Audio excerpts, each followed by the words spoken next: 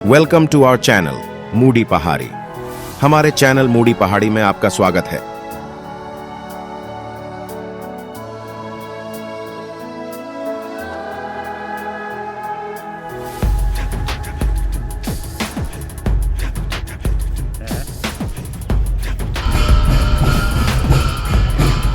चलो ऊपर ही चलते हैं, ऊपर है।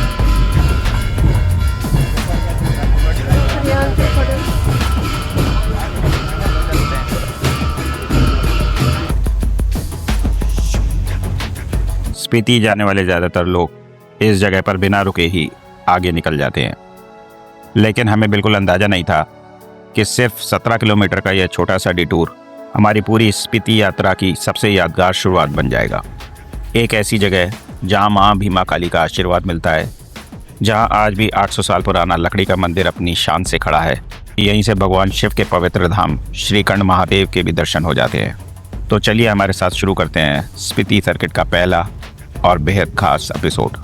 दिल्ली एनसीआर की गर्मी इस बार सच में जान निकल रही थी। वैसे तो हमारा प्लान मई में स्पीति जाने का था, लेकिन सोशल मीडिया पर लगातार ऐसी खबरें आ रही थी कि इस बार स्पीति में रिकॉर्ड भीड़ है। काजा के पेट्रोल पंप पर लंबी लंबी कतारें लगी हुई थी और कुछ जगहों पर पेट्रोल राशनिंग भी की जा रही थी। ऐसे में हमने सोचा थोड़ा इंतज़ार करना ही बेहतर रहेगा, लेकिन अब स्कूल की छुट्टियां भी खत्म होने लगी थी। अगर इस बार भी नहीं निकलते तो फिर पूरे 1 साल का इंतज़ार करना पड़ता। हमने सुबह सुबह चंडीगढ़ से अपनी यात्रा शुरू की। सुबह की ठंडी हवा, लगभग खाली सड़कें, लेकिन पहाड़ों ने हमारी परीक्षा भी जल्दी शुरू कर दी। जैसे ही हम शिमला पहुँचे, हमारा स्वागत हुआ ट्रैफिक जैम से।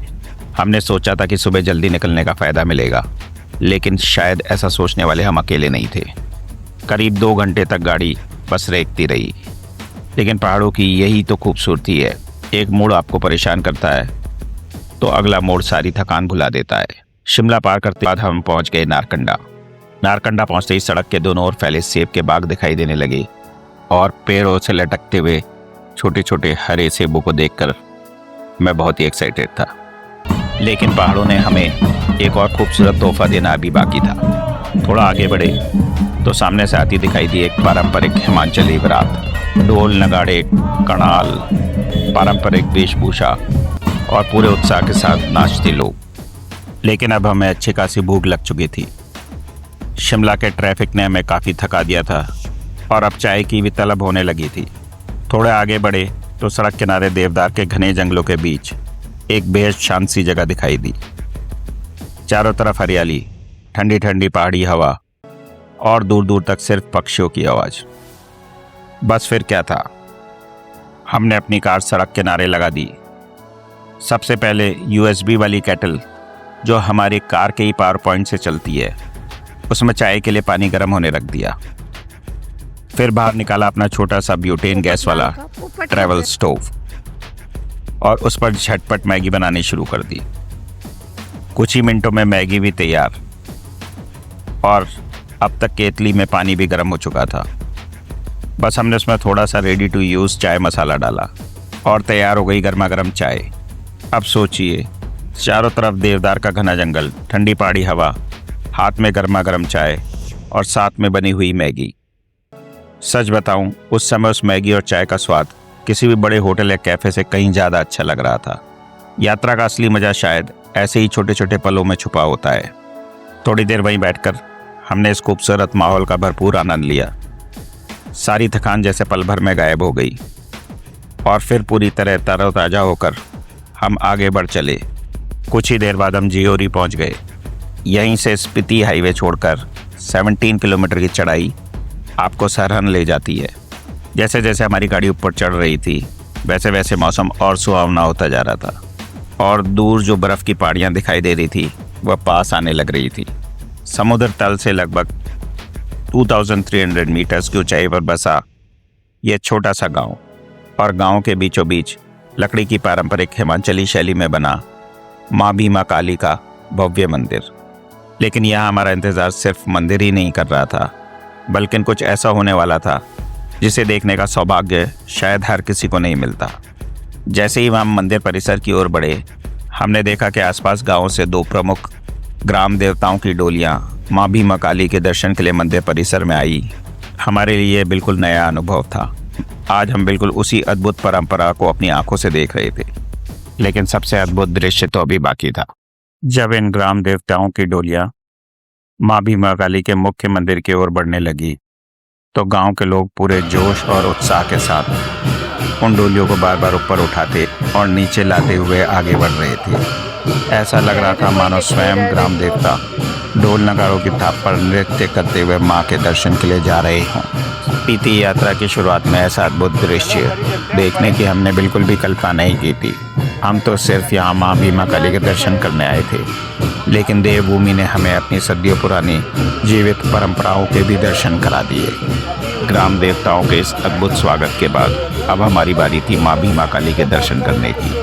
लेकिन मंदिर के अंदर प्रवेश करने से पहले यहाँ की कुछ परंपराओं का पालन करना अनिवार्य है। सबसे पहला नियम, मंदिर में बिना सिर ढके प्रवेश नहीं किया जा सकता। अगर आपके पास टोपी या सिर ढकने के लिए कुछ नहीं है तो मंदिर की ओर से प्रवेश द्वार पर ही पारंपरिक हिमाचली टोपी उपलब्ध कराई जाती है। हमने भी वही टोपी पहनी। उसे पहनते ही ऐसा लगा जैसे हम भी कुछ देर के लिए हिमाचल की इस खूबसूरत संस्कृति का हिस्सा बन गए हैं। एक और ज़रूरी बात, मंदिर के अंदर चमड़े की बेल्ट, मोबाइल फ़ोन, कैमरा, कोई भी सामान ले जाने की अनुमति नहीं है। मंदिर परिसर में सुरक्षित लॉकर की व्यवस्था है। यहाँ पर आप अपना सामान निश्चिंत होकर रख सकते हैं और दर्शन के बाद वापस ले सकते हैं। इसी वजह से मंदिर के अंदर की कोई भी तस्वीर या वीडियो मैं आपको नहीं दिखा पाऊँगा, क्योंकि यहाँ फोटोग्राफी और वीडियोग्राफी पूरी तरह प्रतिबंधित है।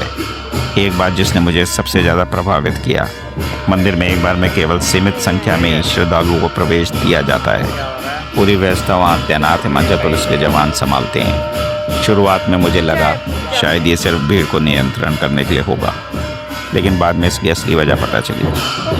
करीब 800 साल पुराना यह मंदिर पूरे तरह पारंपरिक लकड़ी और पत्थर की शैली से बना है। यह 3 मंजिला मंदिर है और माँ भीमा काली के मुख्य दर्शन सबसे ऊपर की मंजिल पर होते हैं। जब हम लकड़ी की सीढ़ियाँ चढ़कर ऊपर पहुँचे तो हल्का सा कंपन महसूस हुआ। इतने पुराने लकड़ी के मंदिर के लिए बिल्कुल स्वाभाविक है। इसी वजह से श्रद्धालुओं की सुरक्षा को ध्यान में रखते हुए एक समय में सीमित लोगों को ही ऊपर भेजा जाता है। मुझे यह व्यवस्था सचमुच बहुत अच्छी लगी, क्योंकि यहाँ आस्था के साथ साथ सुरक्षा का भी पूरा ध्यान रखा जाता है। करीब 800 वर्ष का इतिहास, बुशर रियासत, शक्तिपीठ की मान्यता, बाणासुर और भगवान श्री कृष्ण की कथा, 1905 का भयंकर कांगड़ा भूकंप और एक रहस्यमय सुरंग, इन सब से इस मंदिर को और भी अनोखा बना दिया है। इस मंदिर से जुड़ी पहली पौराणिक मान्यता शक्तिपीठ से जुड़ी हुई है। मान्यता है कि माता सती का कान इसी स्थान पर आकर गिरा था। लेकिन इस मंदिर से जुड़ी दूसरी कथा भी उतनी ही रोचक है। कहा जाता है कि प्राचीन समय में इस क्षेत्र पर असुर राजा बाणासुर का शासन था। भगवान श्री कृष्ण और बाणासुर के बीच भीषण युद्ध हुआ। युद्ध में पराजय के बाद बाणासुर का सिर मंदिर के मुख्य प्रवेश द्वार के सामने दफनाया गया था। लेकिन इस 800 साल पुराने मंदिर से जुड़े कुछ ऐसे रहस्य भी हैं जो आज भी लोगों को हैरान कर देते हैं। कांगड़ा भूकंप के दौरान मंदिर का मुख्य शिखर थोड़ा झुक गया था, लेकिन बाद में आए एक और झटके में वह फिर लगभग अपनी पुरानी स्थिति में आ गया। कुछ लोग इसे माँ भीमा काली की कृपा मानते हैं, तो कुछ इसे पारंपरिक वास्तुकला का कमाल कहते हैं। कहा जाता है कि मंदिर की नींव काफ़ी गहरी है और यहाँ से लगभग 1 किलोमीटर दूर स्थित गांव तक एक गुप्त सुरंग हुआ करती थी और प्राचीन समय में पुजारी इसी रास्ते से मंदिर में आया जाया करते थे।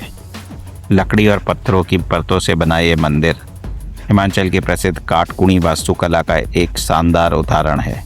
हमारे लिए सबसे बड़ा सरप्राइज अभी बाकी था। मंदिर परिसर से ही श्रीकंठ महादेव के दर्शन भी किए जा सकते हैं। हमने भी वहीं से दूर हिमालय की चोटियों के बीच विराजमान श्रीकंठ महादेव के दर्शन किए।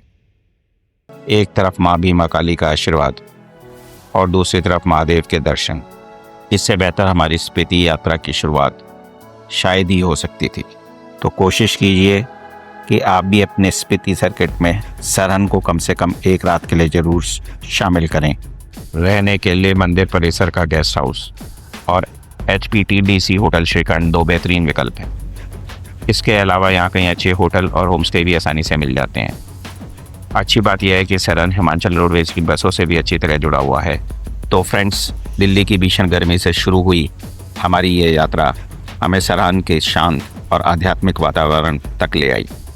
रास्तों में सेबों के बाग, पारंपरिक हिमाचली बारात, जंगल के बीच बनी चाय मैगी, ग्राम देवताओं की अनोखी परंपरा, माँ भीमा काली का आशीर्वाद और श्रीकंठ महादेव के दर्शन पहले ही दिन हमारी यात्रा को यादगार बना दिया।